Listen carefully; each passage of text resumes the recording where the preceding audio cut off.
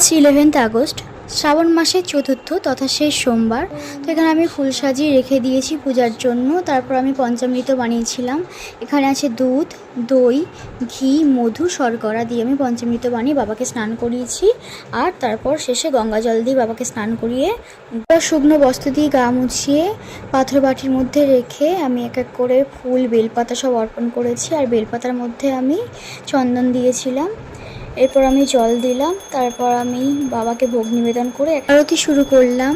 ঘিয়ের প্রদীপ, কর্পূর, মোমবাতি আর ধূপ দিয়ে আমি আরতি করলাম। আমার আরতি করা শেষ। দেখো আমি এরকম সুন্দর করে একটু বাবাকে সাজিয়েছিলাম। আর এটা আমার বাড়ির ছোট্ট সিংহাসন। কেমন লাগছে সবাই জানিও। আর আজ আমি 5মুখী রুদ্রাক্ষ ধারণ করব। তো শোধনের জন্য আমি দুধ দিয়ে ভিজিয়ে রেখে দিয়েছিলাম।